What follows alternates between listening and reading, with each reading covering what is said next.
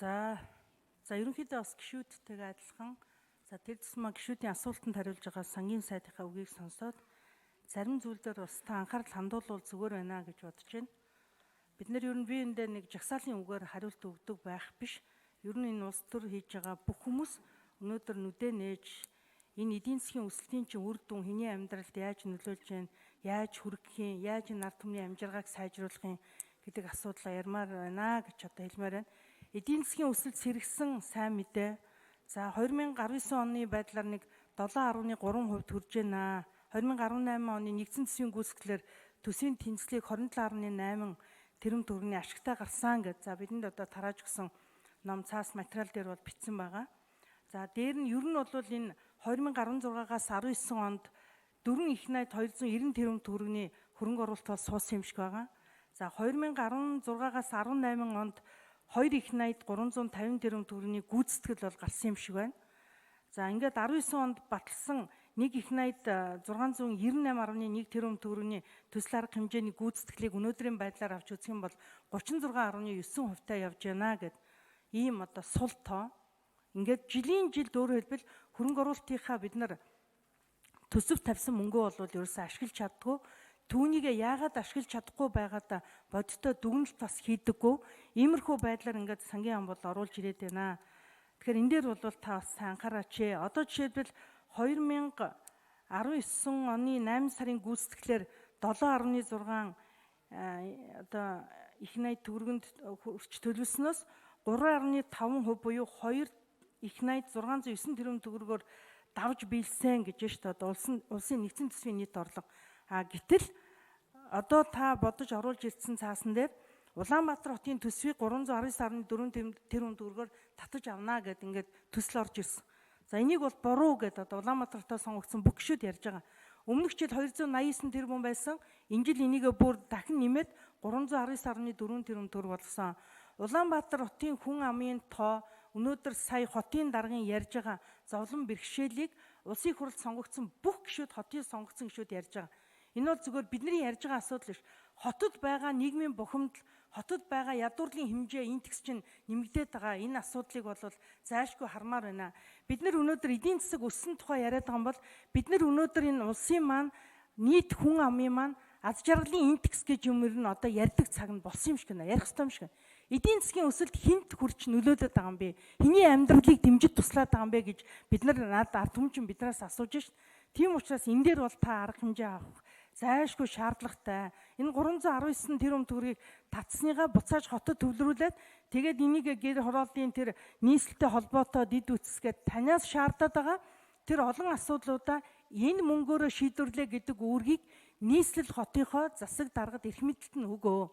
Нийслэлийн засаг дарга хинч байсан ийм одоо хөрөнгө мөнгөгүйгээр төсвийн санхүүжилтийн эрх мэдэлгүйгээр асуудал шийдвэрлэнэ гэж байхгүй.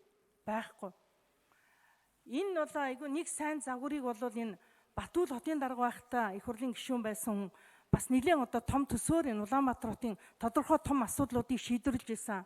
Бид өнөөдөр 64 суудалтай нам ихэрж байгаа намынхаа хувьд нийслэлийн 1.3 одоо сая хүн амьдарж байгаа хотын хамгийн том төвлөрөл бөөгнөрл энд бий болсон. Нийгмийн хамгийн том стресс бухимдал энд байгаад байхад энэ хотынхны асуудлыг шийдвэрлэхийн тулд ийм одоо хандлагаар асуудал хандаж төсөв хуваарж болохгүй. Энэ хандлагаа өөрчил. Жил болгон ийм юм ярьсан. За оюурлаг шүнд нэмж 1 минут. Удаан ярьж байна. За тэгээ. Тийм учраас энэ одоо асуудлуудаа шийдвэрлэхийн тулд хотын ингээд бид нар олон проблемыг хариул зөндөө юм ярмаар байна. Гэр хорооллын, байшин хорооллын, дундах замууд, гэрэлтүүдийн асуудал гээд олон асуудал байна. За дээр нь энийг шийдэж өгөөч гэж байна. Хоёрдугаарт таныг би хавдрын эмнэлгийн 100 ор хоногийг нэмэгдүүлэх зардалд 19.4 тэрбум төгрөг шаардлагатай байна гэж оруулж ирсэн хавдар судлалын үндэсний төв эрүүл мэндийн яамны саналыг дэмжиж өгөөч гэж хүсэж байна. Энэ Монголын ард түмэн хавдраар өвчилж байна, үхэж байна. Өдөрт 14-өөс 15 үхэж байна. Одоо ор хоногоо хүлээж байгаа хүний тоо одоо 15-аас 30 хоногоор ор хүлээж байна. Хавдар гэдэг өвчин өдрөөр, хоногоор, цагаар, минутаар тэр хүний амь насныг эрсдэлд оруулж идэв. Тийм учраас бид нар энэ олон айлуудын чинь гэр бүлийн аз жаргал, төсөв, эдийн засаг, хөрөнгө мөнгийг хамгийн үнд зүйл болгоныг байхгүй болгож байгаа. Энэ одоо хавдар гэдэг том тодруулж яж авсан шүү дээ. Тодруулж өгөөд хариултаа авчаад хангалтгүй гэж үзвэл 1 минут өгөх. За сангийн сайд Төрлөбаатар. За. Энд дээр ийм л юм байгаа юм л да. Би бол хин хотын даргын зовлонг ойлгож байна. За гишүүдийнхээ зовлонг ч гэсэн ойлгож байна. Гэхдээ нэг л юм ярмаар байна хэдүүлээ. За Улаанбаатар хотод бас мөнгө татахгүй бол Улаанбаатар хотод мөнгө өгөхгүйгээр тохирч. Тэгэд их хурл зөвхөн орон нутгийн асуудлаа ярьж. Тэгээд бусад аймагуудаас нь аваад нөгөө аймагуд руу нөгдөг. Ийм л төсвийн төлөлт ирж шít. Өмнөгов гишүүнээс Өмнөгов аймагаас мөнгө аваад бусад аймагуд руу хааж өгдөг. За тэгэхээр Өмнөгов аймагийнхан бас л ярьж. Ягаад бид нар мөнгө өөртөө аваад өөртөө хуваамаар байна шít. Ингээд за бүх мөнгө өгдөг болгоно бүгд үгүй өгөхгүй бид нар өөртөө аавна. Тэг яах юм бэ? Тэгэд мөнгөтэй газар руу Монголынхаа бүх хүн яваад амьдрах юм уу? Тийм байхгүй шүү дээ. Тэгэхээр бид нар яах аргагүй нэгдсэн төлөвлөгөөр энэгээр хийнэ. Татдаг газараасаа татаад хуваарлдаг зарчмаараа хуваарлаад явнаа. Өөр яах вэ? Энэ бодлогыг бол цаашаа үргэлжлээд явна. Харин хөгжлийн бодлогоо бид нар ярилцаад энэ асуудлыг ингэж шийдэх ёстой гэдгээ том төлөвлөгөөгөө гаргаж ирж байгаа ярилцаад ингэ явахаас өөр арга байхгүй.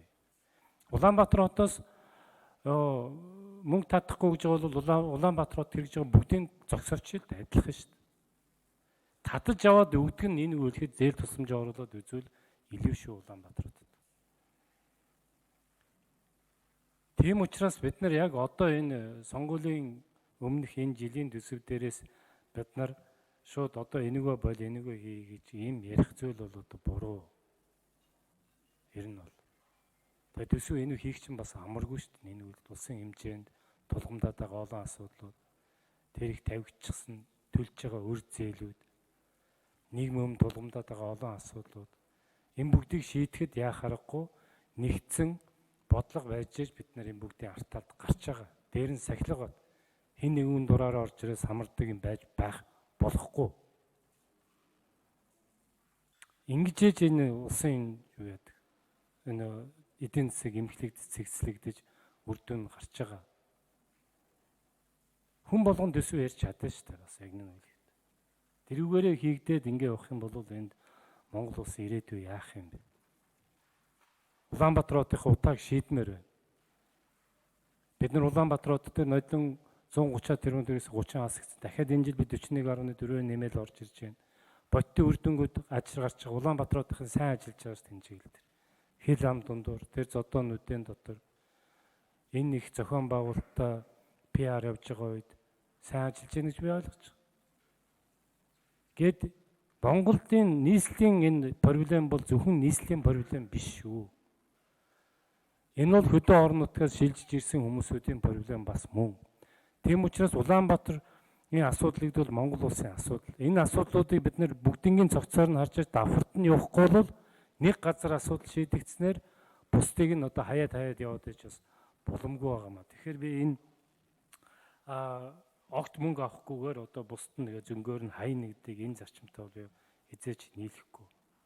Тэр Батүйл нь юугаа хийжсэн бэ сайн мэдэхгүй. За орлог шүү. Нэмж тодруулах юм байна. За сангийн сайдаа та бас ингэж мушгиж гуйлж болохгүй. Наад төсөө жоохон уян хатан тэгээ амьдралд ойрхон цоорхоо багтаа төсвийн хууль болгож батлаач ээл гэж гуйж. Өнөөдөр наад Улаанбаатар хотын гэр хорооллынхан Улаанбаатар хотын одоо гэр хороолд байгаа иргэдчин хот ер нь бол төрийн бодлогын гадна хаягдаж орхигдсон. Өнөөдөр цэцэрлэггүй, сургуульгүй хороо байж байна. Эмнэлгийн үйлчилгээч авч чадахгүй тийм одоо хороо дүүрэг байж ш цаанч. Та энийг бол яг тэ энэ ингээд жижиг асуудал юм шиг ярьж байна. Үгүй ээ. Ер нь энэ хүний амьдрал жижиг асуудал гэж байхгүй. Тийм учраас энэ төсөв дээр таныг аль болохоор уян хатан зохицуулт хийх ямар арга замууд байна вэ гэдгийг бодолцож энэ шийдвэрийг гаргаж өгөөч л гэж одоо гуйж. Ер нь бол энэ хотын бодлогыг бол үнэхээр эзэнгүүдүүлж ингэж хайж орхит юм байл. Том тогоо болохоор энэ одоо яах вэ гэж боддог юм. За, Сангийн сайд Өрлөөтөр. Гэхдээ ийм юм байгаа маа оюун урлагч энэ татаад төвлөрүүлээ буцааж яадаг нь жижиг асуудал ш. Энэ яг төлөлтийн суур зарчим болчиход байгаа байхгүй. Дэлхийн хаанч очисон энэ зарчим үйлчилдэг.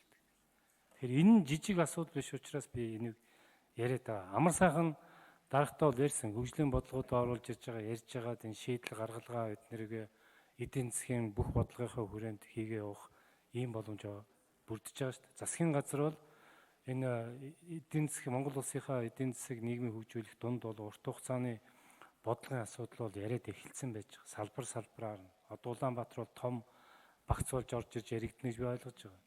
Ингээд дүр зургаа том харж байгаад асуудлуудаа яаж шийдэх үү гэдгээ бүгднгийн шийдэд явах хэрэгтэй. Аль нь хувийн хвшил хийх хэрэгтэй, аль нь зээл тусламжаар хийх юм, аль нь улсын төсвийн хөрөнгө оруулалтаар хийх юм. Ингэж бодлогоо тодорхой болгож дунд хугацаагаар төлөвлөж өгч ингэж явахгүй бол нүдэн. За, Бямцгт гүшүүн байхгүй байна. За, Нямбатар гүшүүн.